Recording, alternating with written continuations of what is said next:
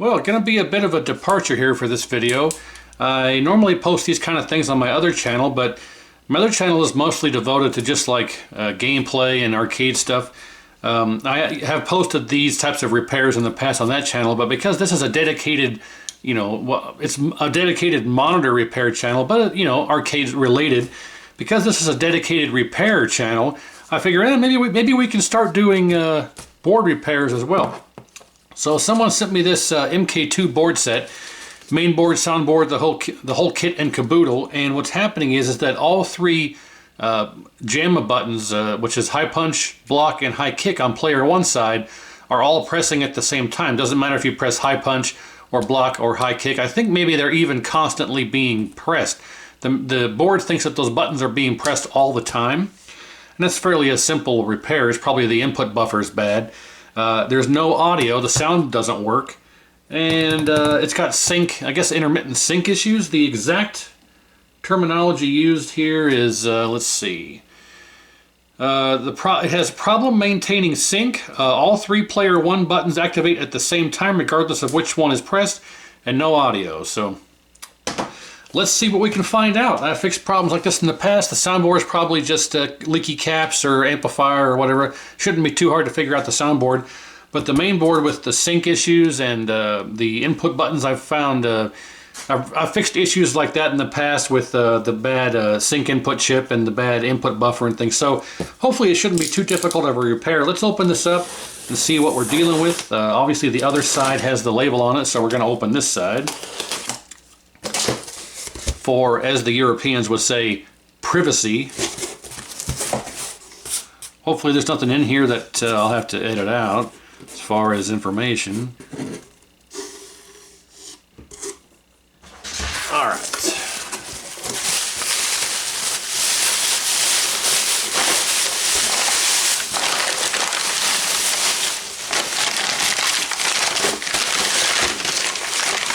Soundboard, obviously. I can tell you right away that I don't like these things. I don't like them at all because it allows the board to flex under its own weight. I just don't like these things at all. But if that's how they have to be installed, that's how they have to be installed. Just a quick look over. It's pretty dingy, but it's definitely unmolested in the fact that no one's messed with it, quite obviously. If we turn it on and we don't get an LED, that's usually the U17 GAL chip here is bad. This is what produces the power to the LED. So if there's no LED, it's usually the GAL chip. Backside, no. Don't see any issues here. So it looks good. Soundboard anyway.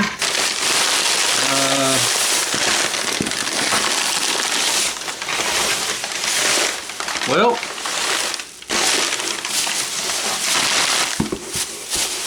I don't see any power cables for the soundboard. There's absolutely no cables in here. And if there's no cables here, then I think we found our issue with the soundboard. No power cables hooked up. Well, that's kind of important.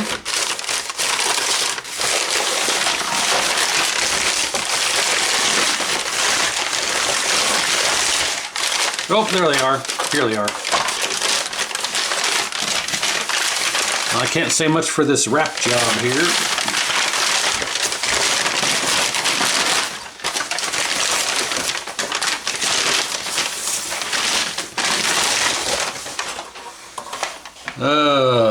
See, again, I don't like these feet because it allows the board to, it allows the board to flex.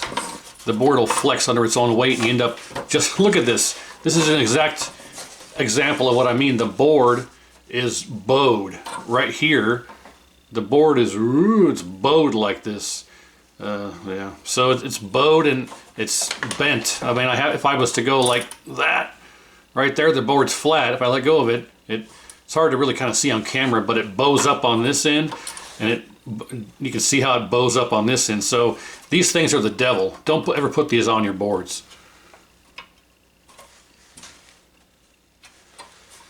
All right, so given that, let's remove our expansion board here. So when this was first released,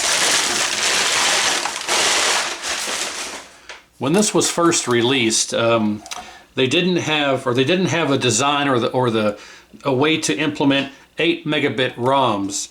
So there was so much information, they had to expand the game data onto a little daughter card here. It's called a remote board, or a daughter board, if you will, and it just plugs in here, obviously, like that. Very modular. But they couldn't incorporate all the game data onto the 4 megabit setup. So later on down the road, when they started doing the MK2 kits, where you could order a kit from Midway and have it put in any dynamo or a regular cabinet, non-dedicated, they came out with an 8 megabit board, which allowed for you to incorporate all of these ROMs into these. And actually, I think I got rid of a couple of rows as well, if my memory serves. So this is the 4 megabit version, requires the memory expansion board. That's it, the memory expansion board. It's been a while since I worked on one of these. So yeah, and it's pretty dusty too. Look at that. But it's in fairly good shape otherwise. And yeah, it's hard to see, but this is flexing pretty good because of these things. I think I'm going to just take these off of here for now. We're going to remove these. You're the devil! Set them up here out of the way for now. And we'll give it a look over. If barring anything that jumps it right out, we'll go ahead and hook it all up and give it a test and verify that it's not something on the owner's end, because step one, after a good visual inspection, very important for good visual inspection, but step one after that is to verify the discrepancy. You don't want to spend hours troubleshooting something that doesn't exist because the person that sent the board to you has a bad setup. So we want to give it a very good visual look over. If nothing is wrong, obviously, we do a test and verify the discrepancy. I guess technically is step 2, but we'll consider it step 1. Okay. Let's get rid of this for now. All right. Well, revision ROMs are here. It's got, I can't recall ever having 2 different labels. That's odd. You got 2 factory labels here. It's a bit of a glare on there. It's hard for you to really. There you go, that's better. It's 2 different style of factory labels. I've never seen one like that before. But let's take a look here. Other than being dirty, I think this might be the switch to enter the service menu. So we will set that back to. Whenever someone sends me a board like this that's having issues, step number 1, after the part of the visual inspection, I guess, is I always set all the dip switches back to factory off.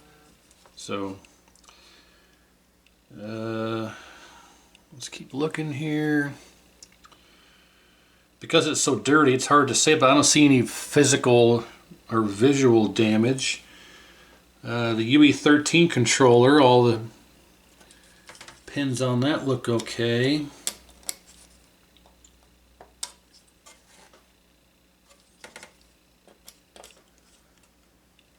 Sorry, I just cleaning some of that off of there.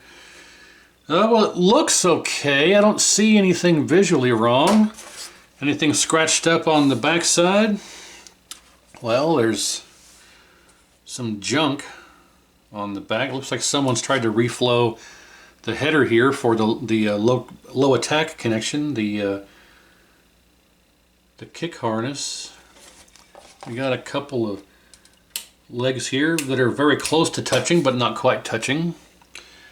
So whenever you have problems like this, you always want to go through, like I say, do your visual inspection and make sure you don't have any socket feet legs that are touching each other, because that's a very common thing to have happen.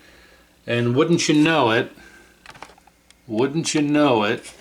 we've got right here We got this one touching that one. Don't know what type of problem that might induce, but that is absolutely touching it. We can verify with the meter here. Okay, we'll take our meter here and we will touch our two leads to verify that our meter is good. And it is. So now if we touch, let's zoom in here a bit more if I can. Now we'll touch, let's see. Where does this one here runs over to La La Land. So let's just go from here to here. They are not touching. I will say they're awful damn close though.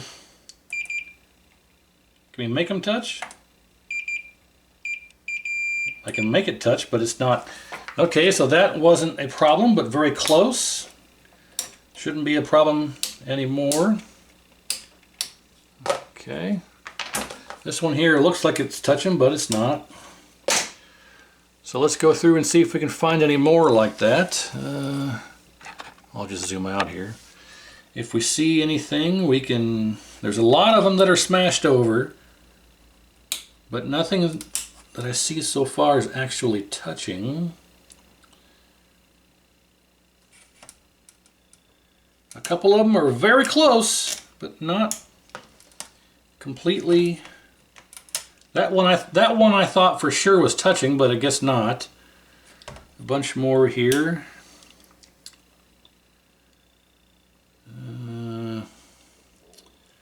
Yeah, I don't see any. Where's my brush here?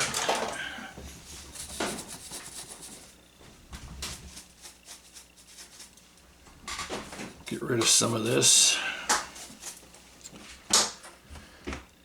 Okay, let's keep looking for any more possible issues.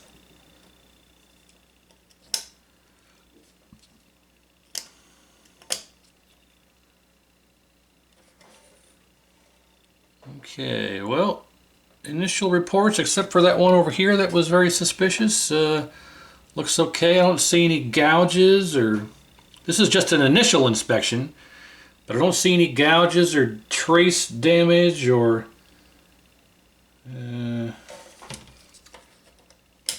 yeah, that's all okay. Yeah, all right.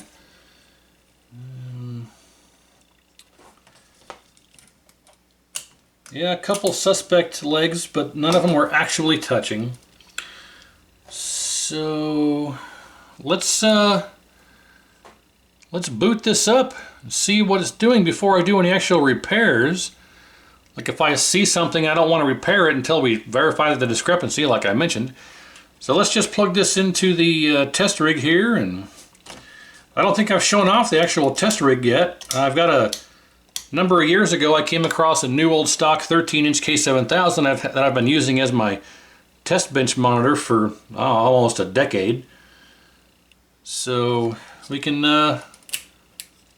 show you that. So let's get this hooked up to the test rig and see what we get. Okay, so here we have the board set up on the JAMA harness for the test rig here. I mean, as you can see, I got my monitor, the new old stock 13-inch Wells Gardner K7000, power supply, speaker, and the power switch, and the whole 9 yards, and everything we need for testing on these boards, control panels over here. So let's turn this on and see what is actually happening here, if it is indeed failing, and what we can do to resolve it. So, okay, turns on. Top LED is for power, bottom LED is for CPU activity. As you can see here, it should shut off the bottom one here momentarily. There it goes. As it starts checking the ROMs, the bottom one will go out. Then once the board boots and begins doing things, the bottom one should start flickering. So far everything's booting. I don't see any sync problems. I think maybe the owner of this has a problem on his end with his wiring or his monitor or something, but I definitely don't see any sync issues so far. Cmos chip U49 bad. Unable to restore factory settings. Darn it. Well, that's an issue, and I know for a fact the symptom of this Every one of these I've ever seen come across the bench in 15, 16 years, 17 years almost of doing this. Every single one that has a bad U49 chip will give the same symptom. Before each round, either smoke or jade will appear and give you a smoke or jade clue.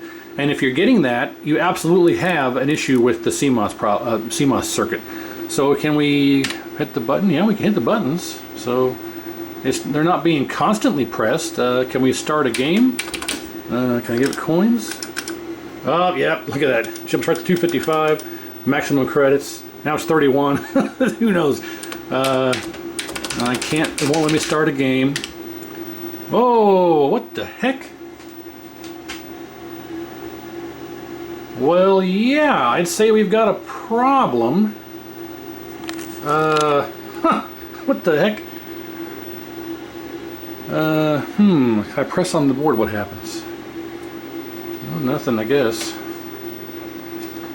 Oh, there it stopped. Oh, up, up, up. All I'm doing is pressing on the board. Oh, see, now it stopped. Can I exit out? I gotta press both start buttons. How the hell am I gonna do that here? Oh, I got it. Oh, it goes right back into it. Son of a bitch.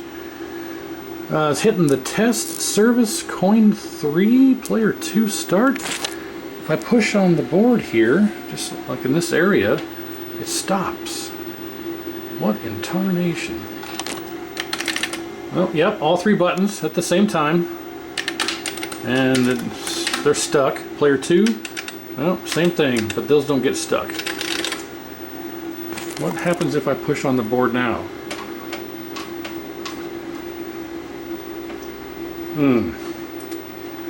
Strange things are afoot at the Circle MK2. Well, I can't even get into a game because it wants to keep doing this garbage. Yeah, it goes right, keeps going right back to the menu. Well, not much I can do with this. I was kind of hoping to show off that smoke jade clue thing, because every time you get the Cmos 49, you get the smoke or jade clue will start up at the beginning of each round. But I can't do anything with it doing what it's doing now. And I only have 2 hands, so I can't push on the board and then hit starts at the same time. Well, maybe I can here. Hang on, let me... well, it's just going to happen again here. Can I happen to hit start? Oh, darn it, not fast. Let me put the camera down here. Actually, let me see if I can work some magic and get out of this menu here. Hang on a second. Okay, I have to actively press really hard on the board right here with my hand, and then I can actually get out of the menu, and the game will run. But as soon as I let go with my hand, it goes right back to the menu. I just want to capture on video here what you'll see here. It'll give you a smoke clue or a jade clue before the round. There it is. I'm called Jade. So yeah, that'll happen. So that's a very good instance of what'll happen if you have an actual bad Cmos issue. Now if I let go of the board, I wonder what'll happen. I'm going to let go 1, 2, 3. Oh, it stayed on. What about round 2? What's going to happen here? Is smoke or jade? Jade again. Bring on Kano with Sonya. Alright. Well, interesting. If I go into the... Oh, it went in the menu. There it goes. Back to what it was doing. Hey, well, at least I was able to capture it. Okay. Well, we got issues with all kinds of inputs here. Coin 3 especially. We need to look in the menu and find out which chips control player 1 inputs, player 2 inputs. See, player 2 is going nuts here. And it's especially coin 3, service, and test. When you look in the menu, or in the menu, I'm sorry, in the manual, and go to the schematic diagram, it's actually it's a wiring diagram. Schematic and diagram are 2 separate things. We need to look in the wiring diagram and see what controls coin 3, service, test, and player 2, possibly player 1. Something's got to control all this together. And I don't know if it's a bad connection or maybe we can reflow something, but I don't think it's... See, it was fine. I pushed on the board right here and it started going crazy again. See? Look at that. All I'm doing is pressing on the board here. Now I am touching these resistors, which my hand has resistance, changing things. Actually, you know what? I'm not even pressing the board. If I just go like this, if I rub my finger across here, look at what it's doing. If I stop doing that, it stops. If I touch it again, see? That's just the resistance from my fingers. So something is definitely wrong on one of these chips. It's not a... I've never had it be any of this ever. There's something in the circuitry here that is causing this. So let me go through the wiring diagrams and see if I can figure out what's in common with these 3 buttons in player 2 side and player 1. Yeah, see, so this is correct. All 3 buttons are being pressed at the same time no matter which one you're pressing, but it also appears to be player 2 as well. So something's very wrong here. Let me go through the diagrams and see what I can find here, and I'll come right back. Alright, so we've got the manual here with all of the wiring diagrams, and if we go to input-output decoding, this section right there, input-output decoding, and we go to UH7, and we scroll over to here, you can see here, player 1, player 2 inputs, coin, start, test, and service inputs, player 3, which would be coin 3, coin again for player 3 and 4, 1 and 2, dip switch inputs, miscellaneous. So I think we may have a problem with this UH7 chip. Now the UH7 chip resides right here under our Cmos battery, and I think some of the circuitry even goes through it. So I think it's possible that our UH7 chip may be the cause of our Cmos problem as well as our input problems. So I think we should probably just go ahead and change UH7. These are easy enough to change. I mean, rather than digging out the logic probe and trying to do a bunch of testing, we can have this swapped out for about the same amount of time. And by swapping it out, we'll also eliminate the possible issue of the chip being bad. I mean, at least if we were able to swap it out and it still does the same thing, we know the chip isn't the problem, and that's the whole point, is to eliminate the chip as the issue, because this chip here, it holds in common all of the things that we're witnessing. Now, I don't know if it's possible to cause the Cmos issue, but almost never it's the actual Cmos chip. Almost never it's the chip.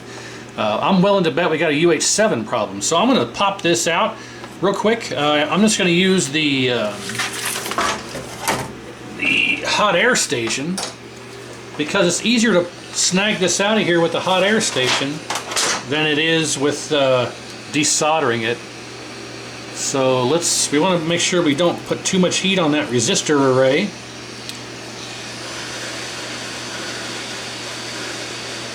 This should come out nice and easy.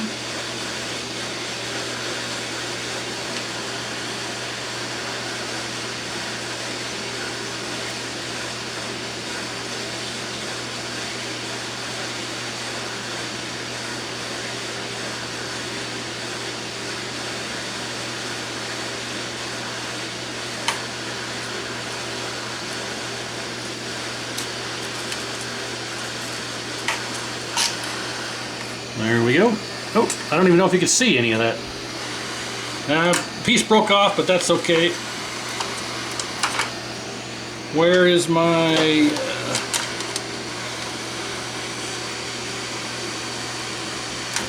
There we go. Quick and easy. Chip is out. A little corner broke off, but we're assuming that it's bad anyway. So I'm not really too worried about it. That's the inherent danger of pulling that out. Now, if I was wanting to reuse this, I would be a bit more careful. But since I suspect it as being bad, and I got a whole bunch of donor boards, I am not worried about damaging it. So that came out nice and easy. We didn't damage any pads, any traces. That's just the quickest and easiest way to do it. So what we'll do here is, well, is that from the heat? I don't think that's from the heat. Has that been messed with before? Could be from the heat, possibly. But not going to worry about it. Okay, so let's zap out this solder.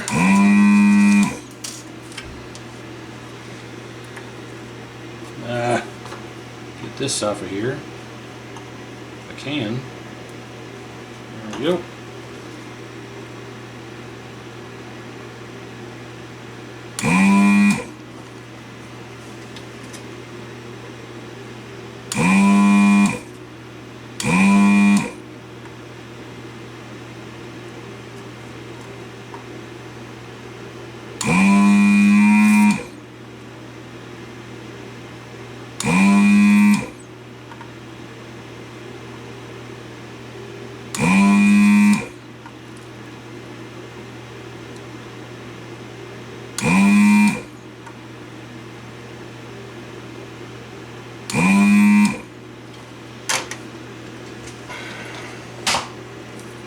Sometimes you got to add new solder to here.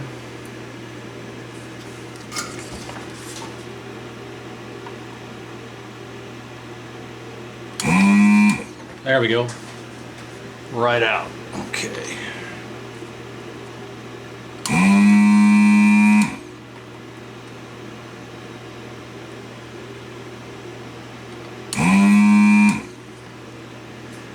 I realize now that all you're seeing is my fat hand in the way. Wonder if I could change the angle here? Probably not.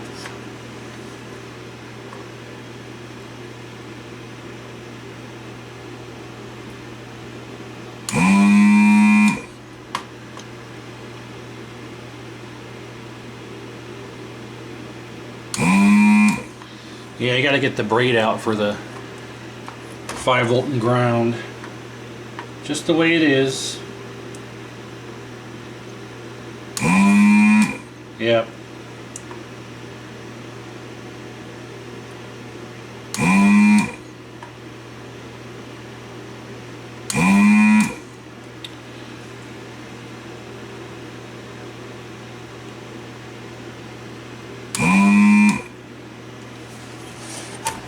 You know what we're going to do? We're going to go the old-fashioned way here.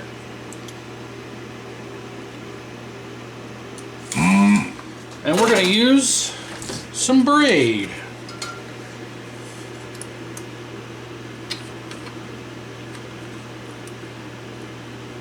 I don't like using the braid because if you put too much pressure on here you can damage the pad or the trace, but it does work fairly well. And as you can see, this is coming off, it's just getting rid of all that pretty quickly. I just try to avoid using the braid because you can damage the pad or the trace. And the braid gets expensive, so it's kind of like a last resort. But there you go, a good example of how easy it can be to use the braid as well. But the 5-volt and ground, yeah, those are another animal. So we're going to have to resort to different tactics here, and what those tactics involve is cutting this braid at a steep 45 angle, just like so. And then you take the sharp end and put it down in the hole, and then it should take it right out. If there's any hope for humanity, it's not in there. I didn't get it down in there. Ah, dang it.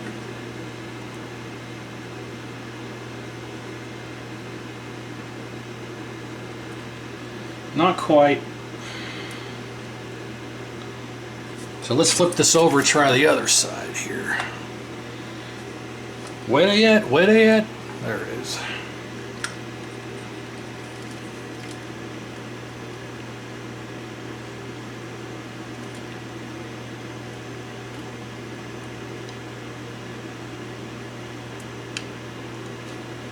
Alright, got that one out. Let's try this again. Let's get a sharper angle here. There we go. We got a bit of a sharper angle, and let's add a bit more in there. And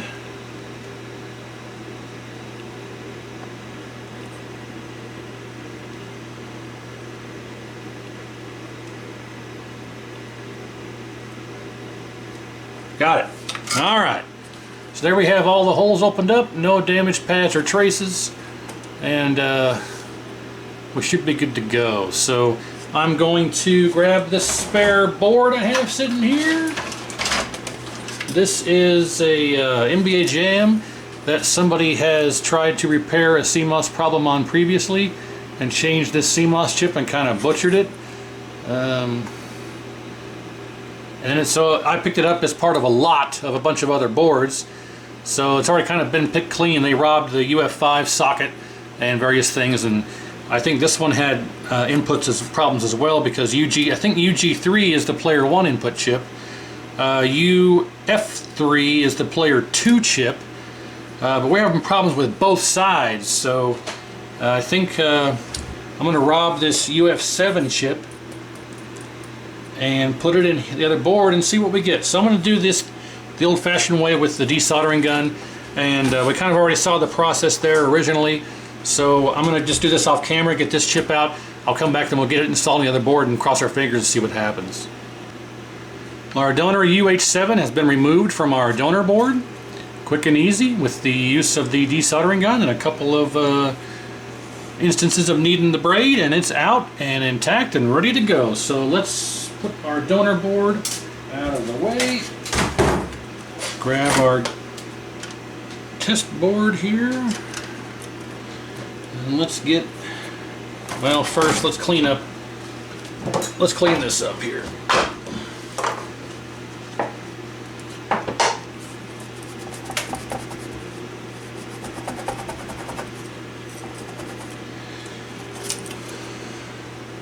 All right.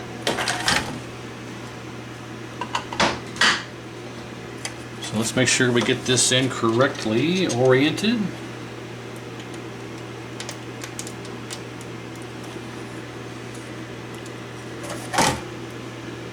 Bend these legs a bit.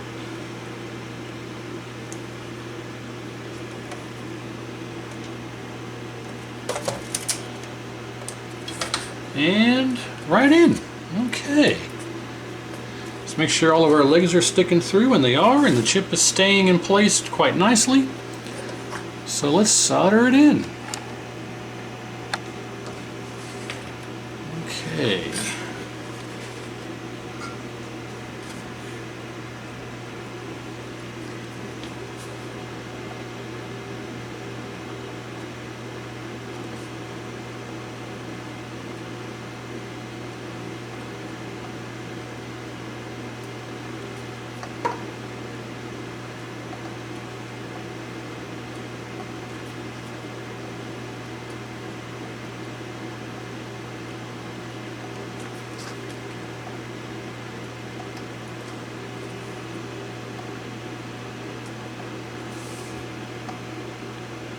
So with any luck, this will fix our input problem and our Cmos problem, but I can't say for sure.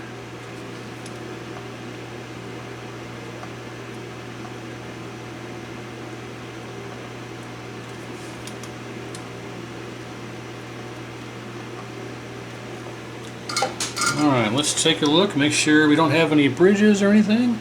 Seems okay. Let's clean her up.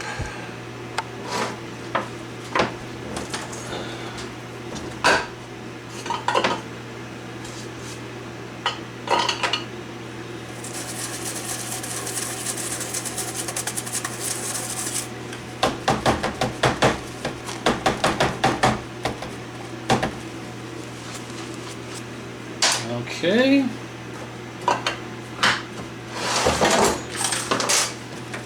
Alright, so I think we are ready to go.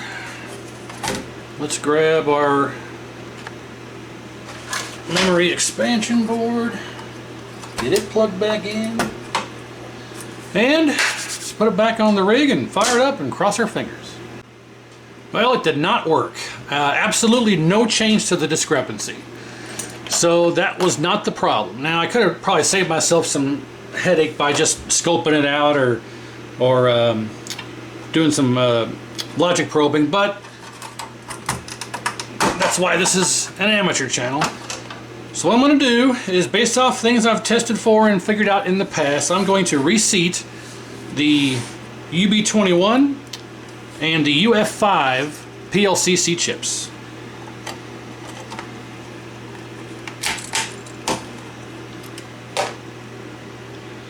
Because I have seen crazy things happen.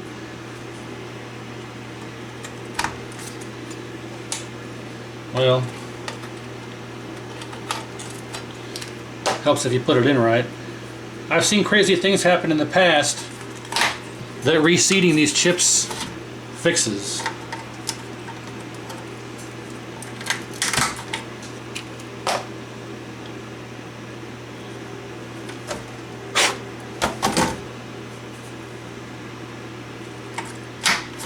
And it would be pretty nice if that's all it took, so I'll reseat those.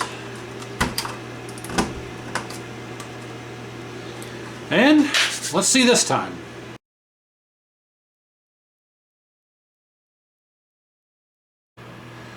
Well, I've been poking around here for the last hour, and I went through the manual here in the diagram, and UG3 is the input buffer chip for the player 1 controls. We had all 3 of the buttons acting simultaneously, so I changed that out. It didn't do anything. UF3 is the input buffer chip for the player 2 controls, and all 3 of those buttons were working simultaneously. I changed that out, didn't do anything. UE3 is the chip, the input buffer chip for player 2 start. I think it might have been player 1 start, but I think it's player 2 start, coin 3, test, and there was something else. There were 4 buttons that when you press player 2 start, it would activate 4 buttons at the same time, which was player 2 start, coin 3, test, and I forget the 4th one, but it doesn't matter. UE3 was a chip that controlled all that, so I thought these chips might have been bad. No, I changed them all out, made no difference. And some of the circuitry also runs through UH6 and UH7, which I thought might have been part of our Cmos problem. Changed those out, no difference. However, RN11 is the resistor array that runs through UE3, RN14 is the resistor array that runs through UF3, and RN15 is the resistor array that runs through UG3. So this is the player 1 input resistor array, player 2 input resistor array, and then the resistor array for all the other inputs. If you look closely here, something I haven't seen before is all 3 of these resistor arrays are broken. There's one. It's hard to see, but that one's cracked. There's 2, and this one is... Oh, it's not broken. Okay. Well, yeah, it is. It's cracked. Look at... See? All 3 of these resistor arrays are cracked. Now, it may look like I just broke them, but I did not.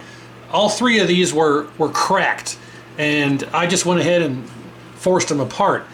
But having all 3 of these be broken was definitely our problem.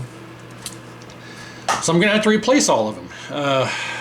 Yeah, so the last hour and a half or 2 hours or so is kind of a waste of time because I should have noticed this originally, but I've never had that be bad, and that makes total sense. That's why when I was pushing on these resistors, or you saw before, if I pushed on this area of the board, different things would happen because my, the resistance of my skin was changing the resistance values of this stuff and making crazy things happen. So with all 3 of these resistor arrays being broken, that would absolutely cause all the issues with the extra inputs from player 2 start, coin 3, test menu, whatnot, player 1 input stuff, player 2 input stuff. So yeah, we'll have to change all 3 of these resistor arrays out and then see where we're at. Fortunately, I've got this other board here that we can rob these from. Assuming these aren't cracked, they appear to be in good shape. So I have to take these out and put these in, see what we get. So stand by. Okay, so I got all 3 of the broken resistor arrays removed. As you can see, my hand's going back behind. All of my solder holes are nice and open. Everything survived, no damage. Everything was easily removable with the desoldering gun. So the other side here I haven't cleaned up, but we can see that we've got daylight through all of the holes here. Everything turned out fine. So now it's time to remove them from the donor board, throw them in here, and when I come back, we'll be ready to test and see what we get. So let's do that, and we'll find out at that point. Alright, so 1, 2, 3, 3 new resistor arrays installed. If this doesn't do it, I'm about out of ideas. So let's go ahead and see what happens here. And let's just go ahead and turn on the dip switch for menu. So it's dip switch 8 on UJ2 should boot it right to the test menu. Okay, there we go, and uh-oh. Hey! High punch block, high kick. High punch block, high kick. Start. I think we're in business, ladies and gents. Coin, service. There we go, or test, I guess. Player 2 start no longer does all the other buttons, and we have 1, 2, 3. 1, 2, 3. I think that was it. We had we had 3 bad resistor arrays. All 3 of them are cracked. I mentioned, it's ironic because I mentioned before how I've never seen any of these resistors or any of these arrays be bad ever. In 16, 17 years, I've never seen any of these be bad. And it just so happens that on this particular one, I ran any strikes because I had all three of them were bad, and I just cut them out. Whoa, why did we lose focus there? I just cut them out of the circuit and started throwing them on the trash can. I'm like, oh, wait a minute, I better show the old ones. So yeah, these are all the ones that were cracked in half. And as you see there, I robbed these three, robbed them from this board with the missing UF5 and put them in here, and now we are good to go. So just for complete testing here, let's hit both start buttons. There, got it. Exit menu. Let's make sure we still got our Cmos problem to troubleshoot. Let's give it some coins. And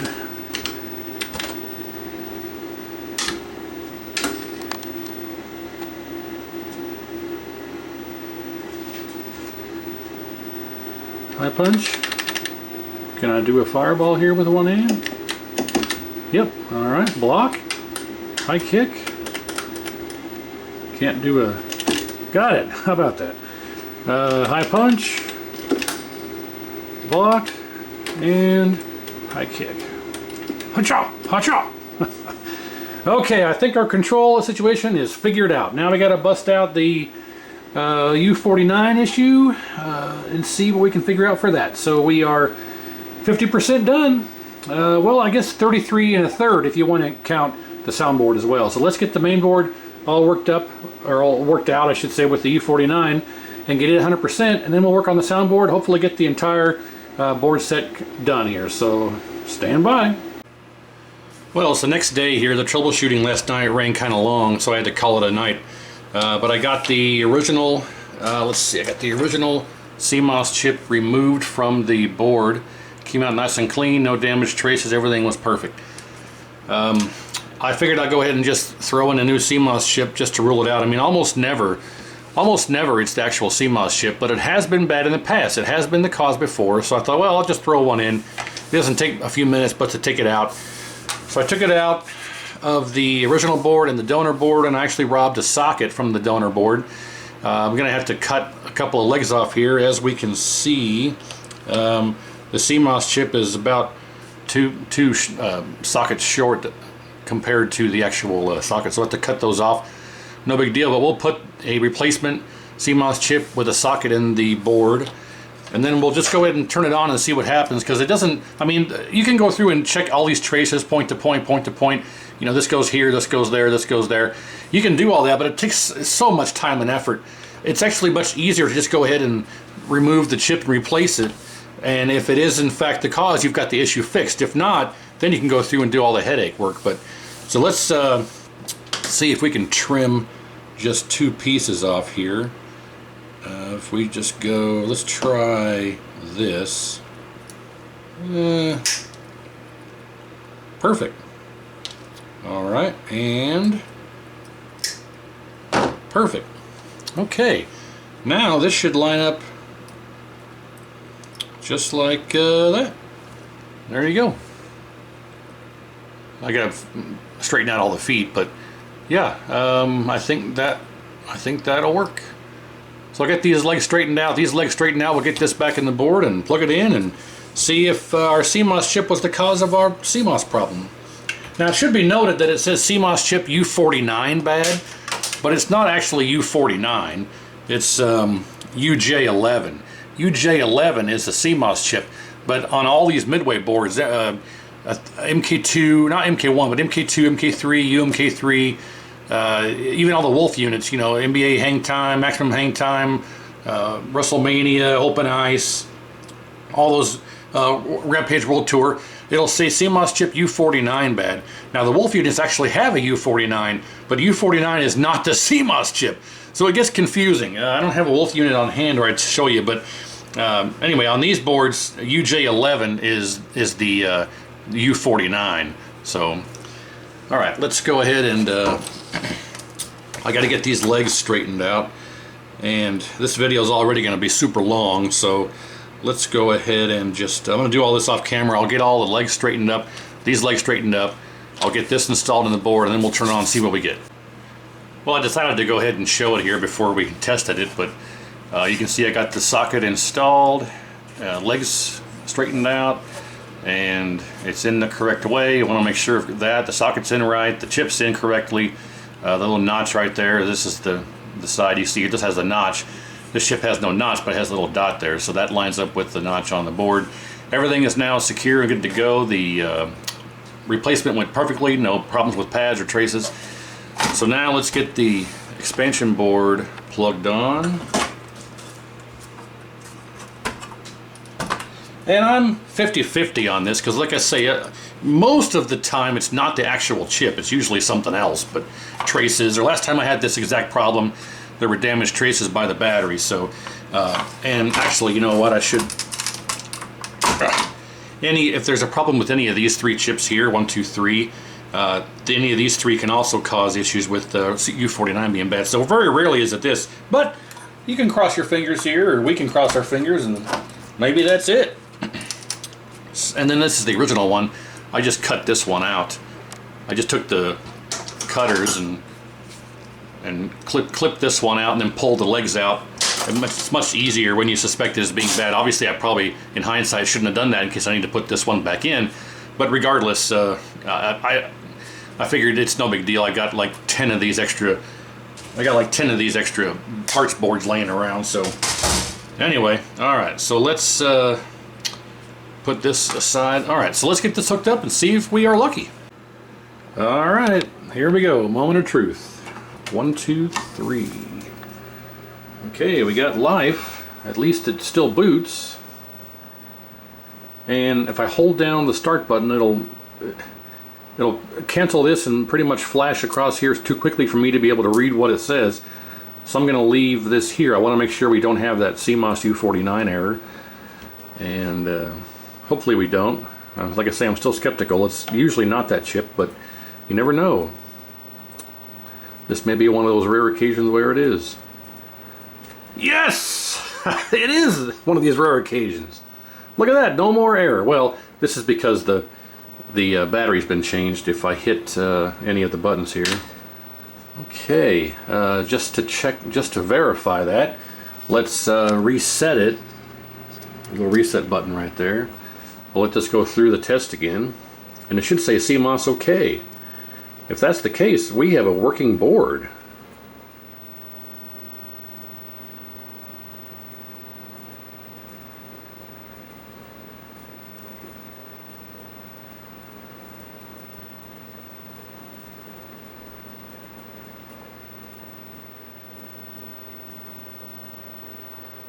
Is it going to say Cmos OK? It should. Yes, it does. Out freaking standing. Let's give it some credits. Does this work? 1, 2, 3. Hey, all right. Can I hit player 1 start? I absolutely can. Player 2 start.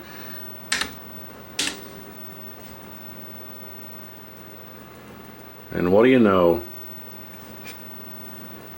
I punch, block, I kick.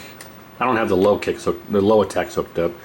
I punch, block, I kick, left, right, down, up, left, right, down, up.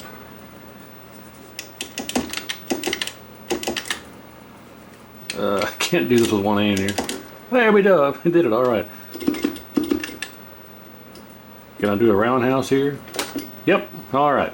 Well, ladies and germs, I think we have a working board. So we had 3 cracked and broken resistor arrays that were giving us all of our input problems.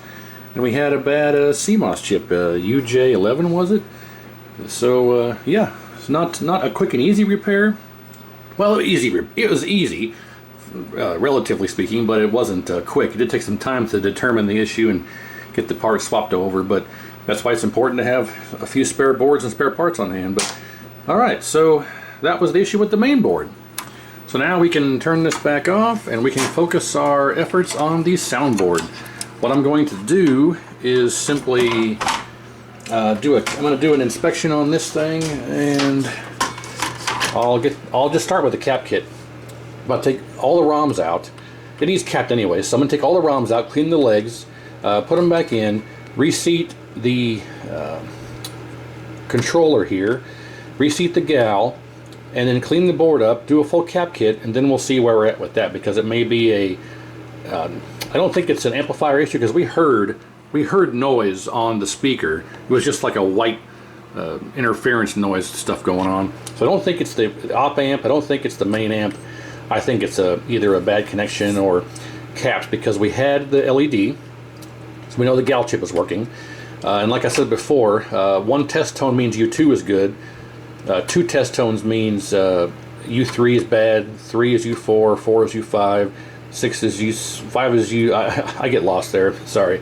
Anyway, so you get the idea. The number of test tones determines which ROM is bad. If you get 10 test tones, then I think it's a connection issue with the ribbon cable. I can't recall. But anyway, so let's go ahead and just get this torn apart, cleaned up, and when I come back I'll have everything cleaned up and reinstalled and the cap kit done, and we'll go from there and see if that fixed the problem. So unless I find something else, something touching or some rework or whatever, I will document that. But otherwise, I'm just going to clean this up, do the ROM cleanup and the reseating and clean legs and the cap kit. And then unless I find something else, I'll come back, have all that done, then we'll test it here. So, all right, one moment. Oh, sorry. I just looking through the viewfinder here, I forgot to mention this. I'm going to not reinstall these legs of wobble death, and I'm going to I got a whole bunch of these extra little spacers from these donor boards that I have, and I'm going to reinstall these so it can be mounted flush and flat against the inside of the cabinet, and you don't got to worry about this thing flopping around and bowing any worse over time. So I'm going to put these back in the board, both the main board and the soundboard. That way it can be installed properly. And I need to come up with some way to, there's supposed to be a spacer here to stand this off to give this support, but it's not there. I'll have to come up with something for that as well. So, but first let's see if we can get this soundboard working and get this tackled.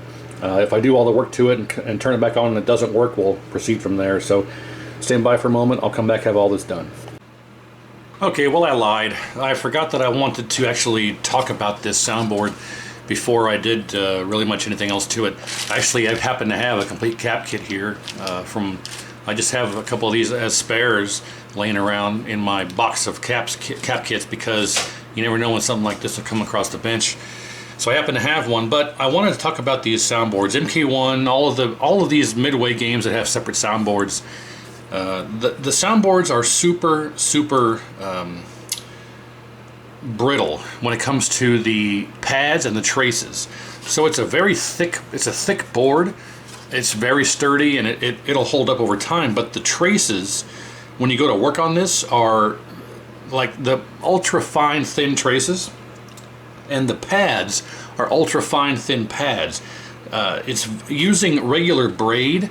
Just using regular braid with the slightest of pressure, you can actually damage and lift the traces and pads right off the board. So these are very touchy and tricky to work on.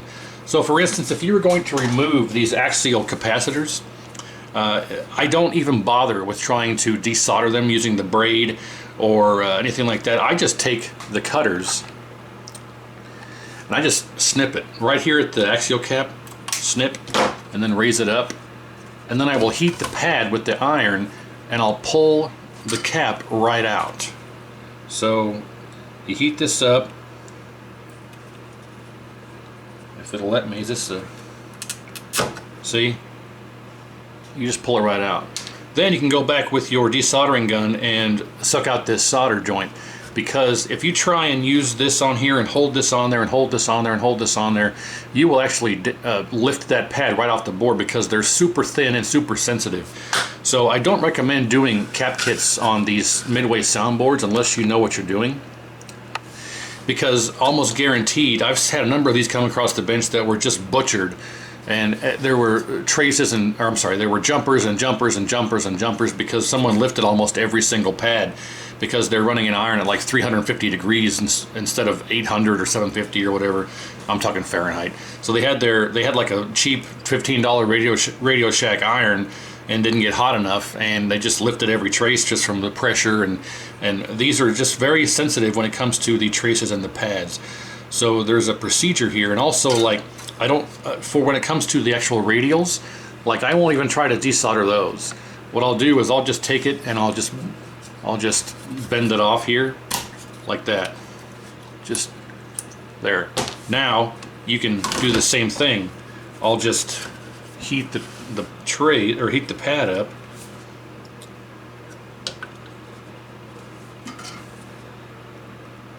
Get off of there. And lift this out of here, just like that. Oh, can you even see that? There you go. Lift it out nice and easy. So then I'll go back with the desoldering gun and desoldering station and suck that out. So that is the way that I do this, is I don't even bother trying to, because if you go to the back side of this board,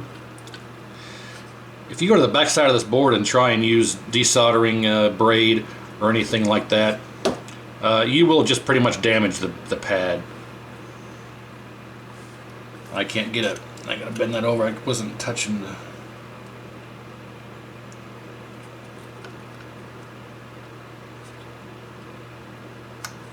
I can't get anything surface area. I can't get surface area on there. There we go. Had to add a little solder to it. Yoink, right out. So that's just a good example of what I do when it comes to these, and what I would recommend you guys doing as well if you ever want to fix one of these, because if you come to the back side here and try and do this on the back, you'll damage every single one of these pads. They're just super tiny and brittle and fair and things like that if you want to go that route. So yeah, that's what I'm going to do on all these. I'm going to clip all these off and break them off and pull the legs out, and you just use the desoldering station to get the solder out from the top side or the back side, whatever you want to do. And then yeah, it works out much better, and there's much less chance of damaging traces and pads. And then when you go to hook it back up and it still doesn't work, you know for sure it's nothing you did, because if you go through and damage a bunch of pads and traces and you hook it back up and it doesn't work, you're like, shit, now I don't know if it's something that I did. Did I damage a pad? Did I damage a trace? Doing it this way will give you peace of mind to know it's not something you did, and you can troubleshoot other stuff from that point. So I wanted to just say that. Okay, so now I'm going to get this apart, and then when I come back here for now real, I'll have everything done and we're ready to test it. So here we go. Well, I lied again. So I pulled out the filter cap, and there's high evidence of leakage on the filter cap. If we look at it here, you can see all of this area here is just all leakage from electrolyte, and it looks corroded down. There's some green jobbies down in there, and I think this is all corrosion and leaking electrolyte. And again, if we look at the board here, you can kind of see how oxidized this is compared to the rest of it. So I think part of our problem was a leaky filter cap. So another example there why sometimes just a cap kit can work out. Anyway, I wanted to show that before I went too much further. Okay, third time's a charm. Now I'll get this torn apart, and when I come back we'll be done. Okay, cap kit is complete, all done. No casualties, no damage, no lifted pads, traces, everything's good to go.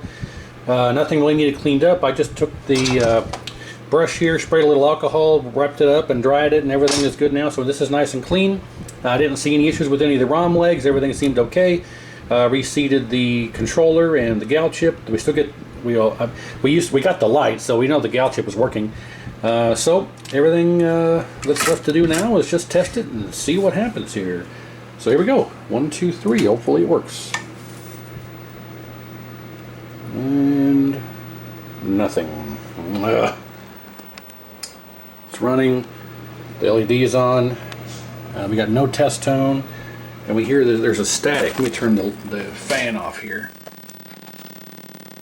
You can hear this static and nothing else. If I run my finger across the amplifier, you should hear, nope, nothing. I think our amplifier is shot. You should get some kind of noise. If I run my hand across the board here, we're getting absolutely nothing. I think our main amplifier is bad. Is it even warming up? No, ice cold. Amplifier is ice cold. So that, coupled with amplifier being ice cold, coupled with nothing happening when I rub my finger across here, I think our amplifier is shot. So next step, I guess now, is to replace the amplifier and then see what happens. Game's running and working, so darn it. I do have some parts on hand, I think. Let's see here. I do have a bag of parts for these soundboards here somewhere. I think it's here. Yep, I got a bag of parts. Let's open that up and see what we got in there. I think I've got, yep, I got a couple of amplifiers in here.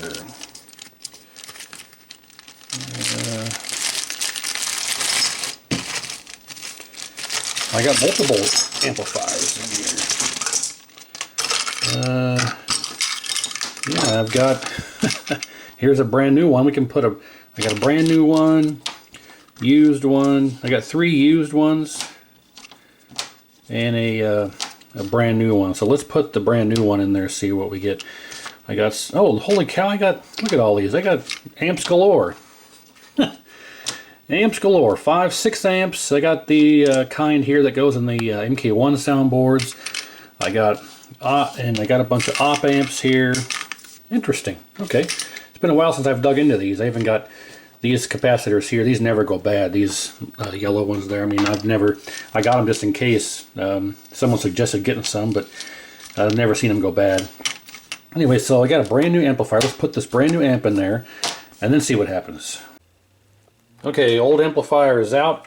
I was able to use the desoldering station and take, let's see, at least, I was able to clear at least 2 holes. The rest of them I just snipped off and then did my method of heating up the pad and pulling out the existing leg and then using the braid very carefully.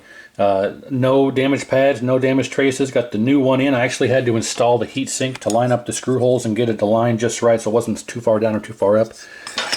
Got that done, so let's test it. I mean, with this one being completely, totally ice cold, I knew that it had to have been at least bad. So let's see if this improved our problem or fixed the problem, and we can proceed from there. So let's see. 1, 2, 3.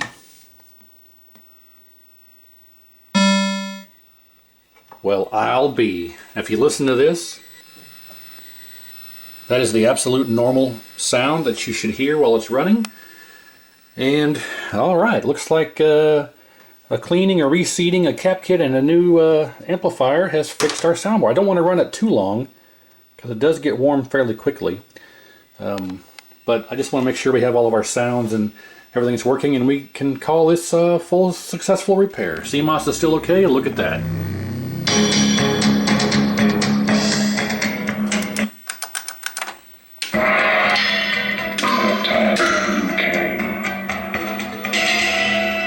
Let's go into the menu here.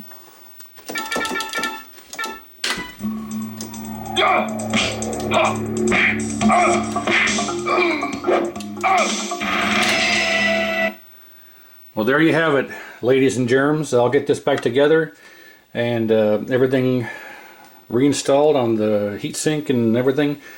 And I think we have a working, complete, 100% operational board set. We had bad caps on the soundboard. We had a bad amplifier on the soundboard. Now that took care of everything for the soundboard. We had 3 bad resistor arrays for the controls. Got that fixed. And we had a bad Cmos chip right there in the socket. I think it was what, UJ11 if I recall correctly. So yeah. What, 4 issues? Bad Cmos chip, bad resistors, bad caps, and bad amplifiers. So now we have a fully complete 100% operational board set. I'll get it cleaned up back together and sent back to the owner. So if you want to see repairs like this in the future, let me know. And I'll be back to monitor repairs here very shortly, obviously, as well. So stay tuned. Thanks for watching. And like, share, and subscribe. Make sure you hit the bell so you'll know that when I got something uploaded. And we'll see you next time. Thanks a lot.